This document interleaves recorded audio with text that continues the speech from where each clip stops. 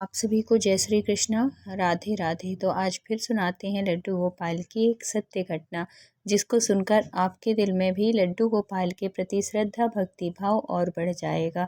तो ये सत्य घटना है एमपी सतना से। तो वहाँ पे एक लड्डू गोपाल की भक्त रहती हैं। तो उन्होंने अभी जब मैं गई थी तो उन्होंने ये सत्य घटना शेयर की। तो वो कहती हैं कि वो पहले लड्डू गोपाल की सेवा नहीं करती थी, उनको पता भी नहीं था और उनके अंदर लड्डू गोपाल के प्रति कोई भाव भी नहीं था। और मतलब जब कभी उन्होंने पूजा नहीं की तो उनके अंदर भाव भी नहीं था, लेकिन जब से उन्होंने पूजा शुरू की तो उनके अंदर भाव जग गया। फिर उनके साथ एक ऐसी घटना घटती है कि वो बताते बताते रोने लगती हैं। उनके साथ क्या हुआ था कि जब वो पूजा नहीं करती थी, शादी होके आई थी अपनी ससुराल में, और उनके घर में सेवा होती थी, ससुराल में लड्डू गोपाल की सेवा होती थी, लेकिन उनकी जो सेवा होती थी वो उनकी सासू माँ करती थी। और ये इनकी जेठानी भी थी। तो दोनों देवरानी जेठानी अपने काम में काम करती थी और पूजा पाठ की सारी जिम्मेदारी उनकी सासू माँ की थी। तो ऐसे ही चलता रहा, लेकिन बीच में क्या हुआ कि इनकी जो सासू माँ थी उनकी तबीयत ख़राब होने लगी। तो इन्होंने अपनी बड़ी बहू से बोला कि बेटा अब मेरी तो हिम्मत भी नहीं पड़ती, और है मैं नहा भी नहीं पाती हूँ, रोज़ तो बिना नहाए मेरा मन नहीं करता कि मैं अपने लड्डू गोपाल का भोग लगाऊं और छूं उनको। तो ऐसा किया करो कि तुम वो कर दिया करो, पूजा कर दिया करो और उनका भोग बना दिया करो बिना लहसुन प्याज का। ऐसे करके उनको बुला के और समझा देती हैं। लेकिन जो जेठानी थी वो थोड़ी सी आलसी थी। उनको उनके मन में ये लगा कि लड्डू गोपाल की अगर सेवा मैं करने लगूंगी तो मेरे ऊपर ज़्यादा काम आ जाएगा। पहले मैं उनके लिए बनाऊंगी, फिर मैं घर का करूंगी, फिर तो ऐसा करती हूँ कि छोटी को बोल देती हूँ, मतलब वो देवरानी को जिन्होंने मेरे साथ ये स्टोरी शेयर की। तो वो कहती हैं, इनसे बताती हैं, इनका नाम था रसना। तो ये कहती हैं कि रसना ऐसे करना कि माँ जी आज बोली हैं मेरे से कि लड्डू गोपाल की सेवा कर लिया करो। तो तुम ऐसा करो कि मैं खाना वाना दोपहर का बना लिया करूँगी, और है तो तुम कर लिया करना सेवा इनकी, लड्डू गोपाल की पूजा पाठ। तो वो पहले तो मना करती है कि दीदी मेरे से तो आता नहीं, क्या पता कुछ गलती ना हो जाए, ऐसे ऐसे करके। तो बोली कि कुछ नहीं होगा, जाओ तुम माँ जी से पूछ लो कि वो कैसे करती हैं। तो वो गई, रचना जाती है और फिर अपनी माँ से पूछती है, मतलब सासू माँ से पूछती है कि मम्मी दीदी ऐसे बोली हैं कि मैं कर लूँ लड्डू गोपाल की सेवा, तो आप मुझे बता दीजिए। तो जो सासू माँ होती है वो बड़ी खुश हो जाती है कि चलो इसके अंदर है तो ये बात कि मैं पूजा कर लूँ, नहीं तो वे भी मना कर सकती थी, ये भी कोई बहाने बना सकती थी। तो वो बताती हैं कि इनको कुछ नहीं करना होता, हमारे लड्डू गोपाल की सेवा सबसे सरल है, सबसे सहज है और सबसे ज़्यादा कृपा होती है। बस इनको मतलब पूरे भाव से, पूरी श्रद्धा से अगर इनकी तुम सेवा करोगी, एक भाव के साथ करोगी, तो ये भी तुमको इतने जल्दी अपना लेंगे कि तुम भी इनकी सेवा के बिना, इनकी पूजा पाठ के बिना रह नहीं पाओगी। ऐसे उनकी सासू माँ उनको समझा देती हैं रसना को। फिर क्या होता है कि वो उसका रोज का रूटीन हो जाता है कि उसकी उनकी लड्डू गोपाल की सेवा करना, उनको नहलाना धुलाना, उनका भोग लगाना। जैसे कि सासू माँ ने बोला था कि बिना लहसुन प्याज का भोग लगाना है, तो वो बड़े श्रद्धा भाव से उनकी सेवा करती। पहले तो उनके अंदर जो रचना थी उनके अंदर कोई भाव नहीं था, बस वो एक ऐसे कि हाँ माँ जी ने बोला है इसलिए मुझे पूजा करना है और उनकी सेवा करना है। लेकिन करते करते करते करते जब रोज़ उनकी सेवा करें, रोज़ उनको नहलाएं धुलाएं, भोग लगाएं, तो फिर धीरे धीरे करके उनके प्रति, लड्डू गोपाल के प्रति उनकी श्रद्धा बढ़ने लगी और वो उनको एक छोटे से बच्चे के रूप में सेवा करने लगी कि जैसे छोटा सा लाला, छोटा सा प्यारा सा बच्चा होता है ना, इसी भाव में वो उनकी सेवा करने लगी। अब क्या करती कि जैसे खाना, पहले क्या था कि जब इनके अंदर कोई भाव नहीं था भगवान के प्रति, लड्डू गोपाल के प्रति, तो ये खाना बनाती और रख देती कि लो भगवान भोग लगा लो, ऐसे कुछ करके। और फिर बाद में जैसे ही इनके अंदर उनके प्रति उन्होंने अपने बच्चे के रूप में जब से स्वीकारा इनको, तब से कोई भी चीज़ का भोग लगाती हैं। जैसे दूध का भोग लगा रही हैं तो दूध को पहले देख लेती हैं कि ज़्यादा गर्म तो नहीं है, नहीं इसके मतलब मुंह में जल जाएगा, क्योंकि उनके अंदर भाव आ गया ना। जब तक आपके अंदर भाव नहीं आएगा भगवान के प्रति, एक कोई संबंध हम उनके प्रति उनसे नहीं बनाएंगे, तब तक मतलब उनसे प्यार हो ही नहीं सकता। तो ऐसे ही था रसना जी के साथ। अब वो कुछ खाना खिलाती हैं, दोपहर में दाल चावल खिलाती, कुछ भी खिलाती, तो एक बार उनको ये चीज़ लगती कि गर्म तो नहीं है, ये कुछ ज़्यादा ठंडी तो नहीं है। नहलाती तो मौसम के हिसाब से पानी का ध्यान रखती कि ठंड है, अब ठंड शुरू हो रही है तो उनको थोड़ी सा गुनगुना पानी कर दें, और है तो गर्मी है तो थोड़ी सी ठंडा पानी, मतलब बिल्कुल एक बच्चे के भाव में वो अब सेवा करने लगी थी।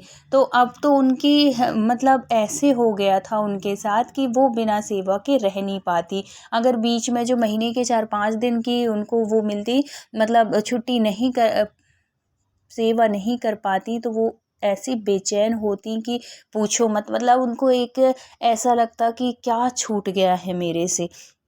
लेकिन अब उसमें तो सेवा कर ही नहीं सकते हम ऐसे टाइम पे। तो यही हाल था रसना जी का। अब क्या होता है, एक दिन क्या होता है कि कुछ दिन के लिए, मतलब 1 हफ्ते के लिए इनको कहीं जाने का वो आता है कि हाँ जाना ही है मायके या कहीं रिश्तेदारी में। अब सासू माँ की तो तबीयत ठीक नहीं थी, वो तो सेवा कर नहीं रही थी। अब जिम्मेदारी आ जाती है इनकी जेठानी के ऊपर। इसलिए रसना जी एक बार तो सासू माँ से बोली हैं रसना जी कि मैं लेके चली जाऊँ क्या माँ जी अपने लड्डू गोपाल को। तो उन्होंने बोला नहीं बेटा, अभी तो हैं, मतलब दीदी हैं जेठानी के लिए बोल दें, वो कर देंगी, तो परेशान नहीं हो ना। अगर वो नहीं करेंगी तो मैं कैसे भी करके कर लूँगी, और तुमको तो 1 हफ्ते में आ ही जाना है। तो वो बोलती है कि हाँ माँ जी मैं आ जाऊँगी। जेठानी से भी बोल के जाती है कि दीदी आप सेवा कर लेना लड्डू की। तो वो कह देती कि हाँ ठीक है कर लूँगी, तुम जल्दी आना, ऐसे करके।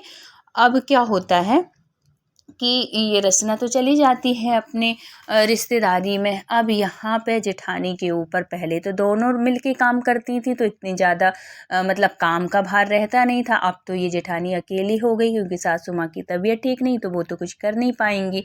अब पूरा काम सुबह से लेके शाम तक का, अब इनको ये लगने लगा कि एक और मतलब काम, अब खाना बनाएं। खाना तो बनता था पूरा उनका लहसुन प्याज सब वाला, लेकिन लड्डू गोपाल को इनकी सासू माँ ने सख्त आदेश दिया था कि लड्डू गोपाल को बिना लहसुन प्याज के ही बनेगा, और रचना भी बनाती थी तो बिना लहसुन प्याज का ही बनाती थी। अब इनको लगने लगा हे भगवान ये कितनी जल्दी आएगी और मैं कैसे करूं कि ये काम मुझे, मतलब वो एक काम के रूप में लेती थी कि मम्मी ने बोला है, रचना बोल के गई है, इसलिए मुझे ये काम करना है। कोई भाव नहीं था उनके लड्डू गोपाल के प्रति, कोई भी भाव नहीं था। अब क्या था कि सासू माँ जब तक लड्डू गोपाल का भोग नहीं लगता तब तक वो खाती नहीं थी, और जो भोग लगता वही थाली वो सासू माँ खाती थी। एक दिन क्या कुछ दिन तक यही चला कि वो जल्दी से खाना बनाती, दाल चावल दोपहर में, और जैसे सुबह का दूध होता तो दूध जैसे गर्म करती उसमें चीनी डालती और लड्डू गोपाल के पास रख देती कि ये पी लेना आपको। और जो रसना थी और जो माँ जी थी वो तो ध्यान रखती थी कि गर्म तो नहीं है, ज़्यादा ठंडा तो नहीं है, लेकिन वो कोई ध्यान नहीं रखती, बस ऐसे उठाती और रख देती कि लो आप, मतलब एक काम जैसे ना बलाई सी डालना उस तरीके से। अब 1 दिन हुआ, 2 दिन हुआ, 3 दिन हुआ। अब एक दिन क्या हुआ कि सासू माँ उस टाइम पे अपने रूम से निकल के आ ही रही थी। इत्तेफाक हुआ ऐसे कि उन्होंने देख लिया, क्या देख लिया कि ये भोग लगा रही थी दोपहर के खाने का, दाल चावल और रोटी का, दही रखा हुआ था उन्होंने। अब कैसे भोग लगाती हैं कि इतने में इनके हस्बैंड भी दोपहर का लंच करने आते हैं, और दोपहर में लड्डू गोपाल का भी भोग लगना था। तो वो लगाती रहती हैं और अपने उसको हस्बैंड को थाली परसती रहती है। थाली उनको दे के आई, जब तक इनकी सासू माँ कहती हैं कि तू परेशान मत हो, मैं आके लगा देती हूँ। जब ये मंदिर के पास आके देखती हैं तो इनकी थाली में, लड्डू गोपाल की थाली से बिल्कुल एकदम गरम गरम खाना रखी हुई थी, उसमें तुलसी भी डाल चुकी थी और भाप निकल रही थी दाल से चावल से। अब वो तो बड़ी वो हो गई कि अरे राम राम, आज मेरा लड्डू गोपाल मतलब गरम गरम खाया, उसके जल गया होगा, उसके छाले पड़ गए होंगे, ऐसे भाव से। फिर वो बड़ी उदास हो गई सासू माँ। अब वो आके बड़ी ऐसे पछता रही हैं। तो जब जेठानी आई उसकी रसना की, फिर पूछती हैं कि माँ जी क्या हो गया। तो उसने पूछा मतलब उसने सासू माँ ने पूछा अपनी बहू से कि तुम ऐसे ही भोग लगाती हो रोज।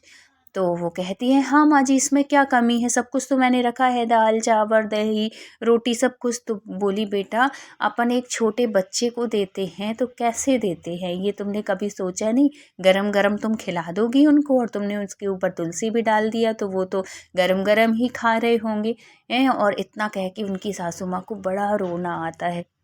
इतने में क्या होता है कि उसी रात में ये जो रसना होती है इसको सपना आता है। सपना कैसे आता है कि एक छोटा सा बच्चा है और वो बहुत ज़्यादा ऐसे दरवाजे के, जो उनके मंदिर का दरवाज़ा था उसी के खम्बे को पकड़ा हुआ, ऐसे मतलब जो पाया होता है ना मंदिर का, उसको पकड़े हुए, और छोटा सा बच्चा ऐसे रो रहा है बिलक बिलक के बहुत ज़्यादा। तो वो जैसे ही वो देखती हैं तो वो घबरा सी जाती है रसना जी कि कौन सा बच्चा है। और सुबह उठ के फिर अपनी माँ को बताती हैं कि माँ, आज मुझे एक छोटा सा बच्चा दिखा, लेकिन अपने परिवार में ना तो मेरी ससुराल में ना मायके में कोई ऐसा बच्चा है ही नहीं जो कि इतना रो रहा है। तो ऐसे करके वो तो फिर उसकी जो माँ थी वो कहती हैं, अरे बेटा, सपने ऐसे ही आते रहते हैं जो हम कभी सोचते भी नहीं हैं, ऐसे सपने आ जाते हैं। अब क्या था कि उस दिन चलो ऐसे ही वो टाल देती हैं। अब दूसरे दिन जब होता है तो इनकी जो जेठानी है वो अपने बच्चों का टिफ़िन देती रहती है, और है तो वहाँ से आवाज़ देती हैं उनकी सासू माँ कि बेटा लड्डू गोपाल को भोग लगा देना दूध का। ऐसे करती हैं। इतने में साइड में दूध भी उनका पक रहा होता है। तो ये जल्दी जल्दी में, क्योंकि इनके अंदर कोई भाव नहीं था ना, इनकी भी कोई गलती नहीं है, तो भाव था ही नहीं। तो वो कहती हैं कि हाँ माँ जी लगा देती हूँ। अब क्या करती हैं कि ये लोटा कह रही, कटोरी निकालती हैं और कटोरी में दूध डालती है, गरम गरम ही उसी में चीनी डालती हैं और लगा देती हैं। अब क्या था, अब अपने लड्डू गोपाल को ऐसे गरम गरम तो कोई भोग लगाएगा नहीं, क्योंकि इनके अंदर कोई भाव ही नहीं था ना। ये तो एक काम समझ के, एक मूर्ति समझ के उनको, उनके सामने वो कर रही थी। अब इनको भोग लगा देती हैं। अब दूसरे दिन फिर रसना जी का यही हाल होता है। एक छोटा सा बच्चा फिर वही मंदिर के पास बैठा हुआ बच्चा, तो वो रसना जाती है उसके पास और उसके सिर में हाथ फेरती है और कहती है बेटा इतना रो क्यों रहा है, ये सब कुछ सपने में चल रहा है। तो जब वो ऐसे हाथ फेरती है उसके सिर में, तो उसका मुंह ऐसे खुलता हुआ दिखता है, और उस मतलब मुंह में, उसकी जीभ में ऐसे इतने बड़े बड़े फफोले, मतलब छाले पड़े हुए थे। वो देख के रसना बड़ी दुखी होती है कि इतने से छोटे से बच्चे के मुंह में इतने बड़े बड़े छाले कैसे हो गए। और जैसे ही वो छाले देखती है उसको गले से लगा लेती है उसी टाइम पे उस बच्चे को, और जैसे ही गले से लगाती है इतने में उसकी नींद खुल जाती है। फिर वो अपनी सुबह मम्मी से बताती है, बड़ी बेचैन हो जाती है। फिर सासू माँ को फ़ोन करती है और बोलती है, माँ आज छोटा सा बच्चा मुझे देखा जिसके की जीभ में छाले पड़े हुए हैं और बहुत रो रहा है। जैसे ही मैंने गोद में उठाया उसको और वो मेरी नींद खुल जाती है। तो वो जो सासू माँ होती हैं वो बड़ी परेशान हो जाती है कि आखिर ये बच्चा कौन सा दिखा होगा रसना को। और फिर बाद में क्या होता है कि दूसरे दिन फिर अपने उसकी जो जेठानी होती है वो दूध दूध रख देती है, गरम गरम ही दूध उनके पास रखती है।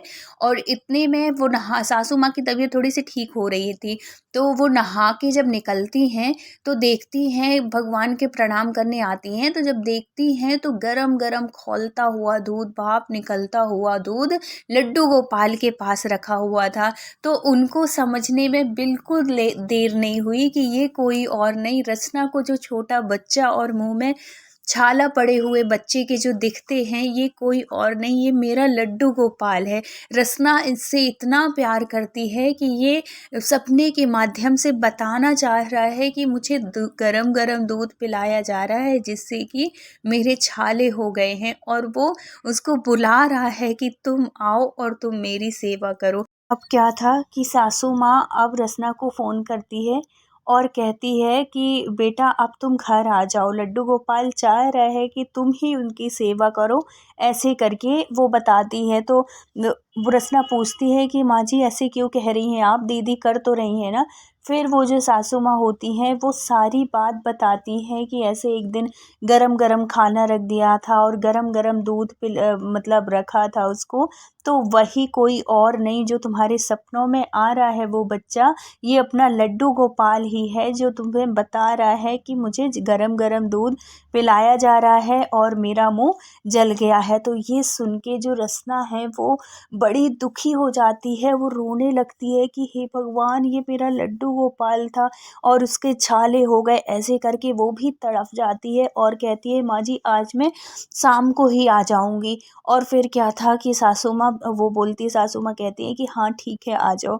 और सासू माँ फिर अपनी बहू के पास जाती है, बड़ी बहू के पास किचन में, और कहती है कि बेटा अगर तुमको नहीं किया जाता तो तुम साफ मना कर दो, लेकिन ये भगवान ये बच्चे के रूप में हैं, इनकी सेवा ऐसे नहीं की जाती है, इनको अगर तुम भोग लगाती हो तो इनको ठंडा करके लगा। खूब अच्छे से समझाती है।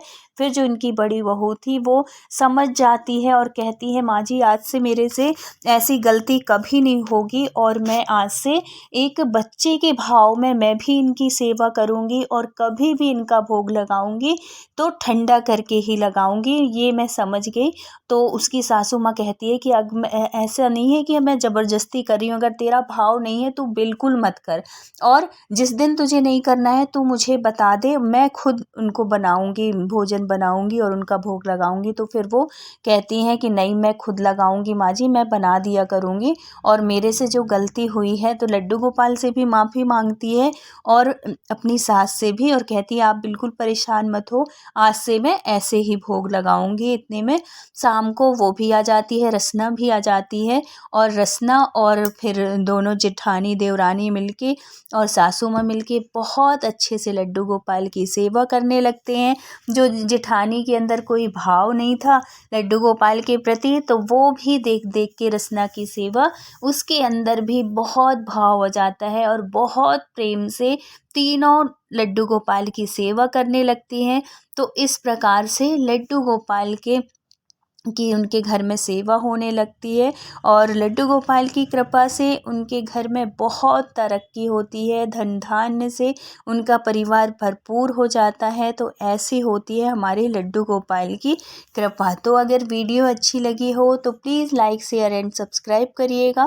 मिलते हैं किसी नेक्स्ट वीडियो के साथ, सत्य घटना के साथ। जब तक अपना ख्याल रखिए, अपनों का ख्याल रखिए। Thank you so much full watch करने के लिए। राधे राधे।